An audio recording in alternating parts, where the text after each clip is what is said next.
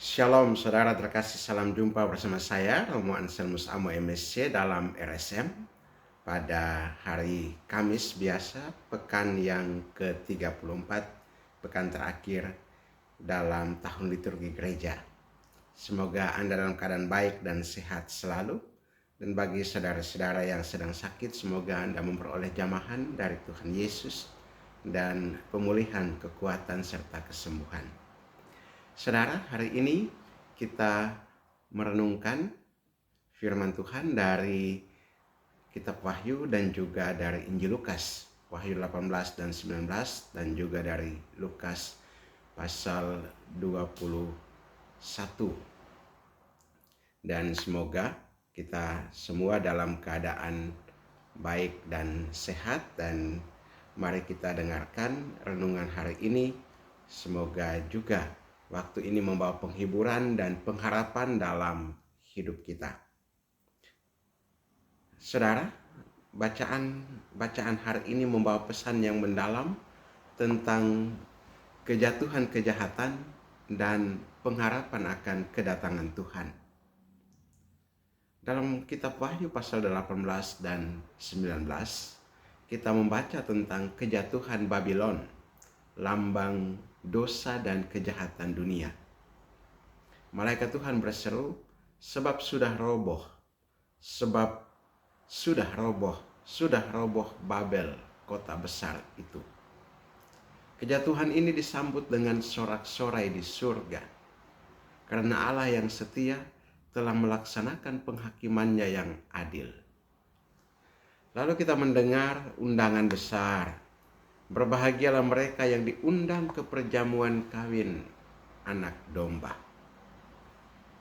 Saudara, di sisi lain, Injil Lukas pasal 21 ayat 20-28 membawa kita kepada nubuat Yesus tentang akhir zaman. Ia menggambarkan kehancuran Yerusalem, penderitaan, dan tanda-tanda di langit. Namun di tengah gambaran itu, Yesus berkata, apabila semuanya itu telah terjadi, tegakkanlah kepalamu, sebab penyelamatanmu sudah dekat. Saudara-saudara yang terkasih, apa makna dari bacaan-bacaan ini untuk kita?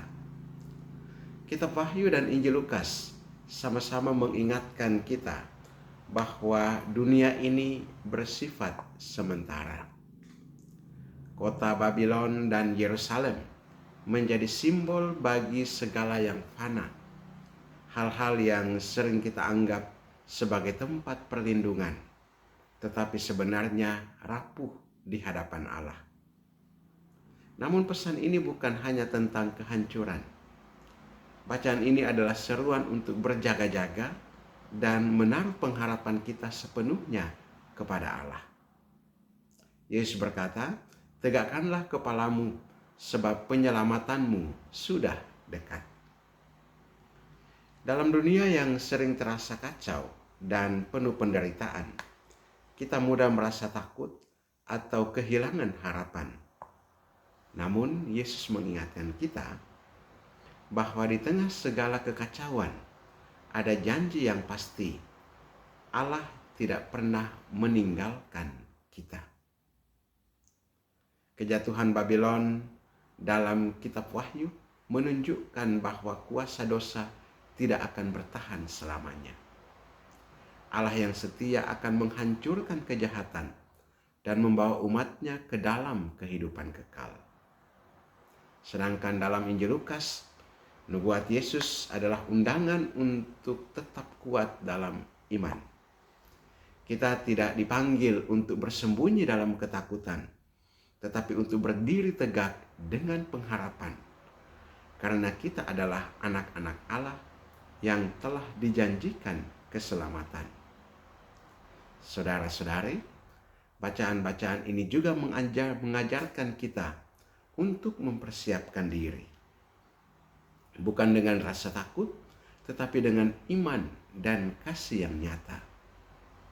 Bagaimana kita hidup hari ini menentukan bagaimana kita bersiap menyambut kedatangan Tuhan.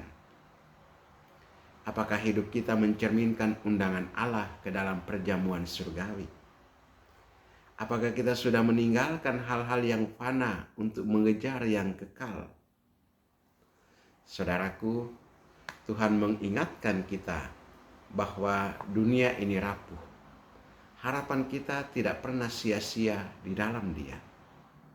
Ia memanggil kita untuk hidup sebagai umat yang berjaga-jaga, yang selalu siap menyambut kedatangannya dengan sukacita. Mari kita tutup renungan ini dengan doa.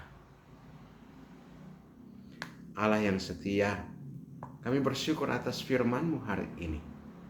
Engkau mengingatkan kami untuk tidak takut, tetapi menaruh pengharapan kami sepenuhnya kepadamu. Bantulah kami untuk hidup sebagai umat yang berjaga-jaga, setia dalam iman, dan penuh kasih dalam tindakan. Pimpinlah langkah kami setiap hari, agar hidup kami layak menerima undangan ke perjamuan surgawi bersama Putramu Yesus Kristus, yang hidup dan berkuasa bersama Dikau dalam persatuan dengan Roh Kudus Allah sepanjang segala masa. Amin. Terima kasih saudara telah bersama dalam renungan ini, dan jangan lupa untuk membagikan kepada saudara-saudara yang lain. Semoga mereka juga terberkati dengan renungan ini. Dan sampai jumpa di renungan berikutnya. Berkat Allah yang Maha Kuasa turun dan tinggal atas saudaraku, Bapa dan Putra dan Roh Kudus. Amin.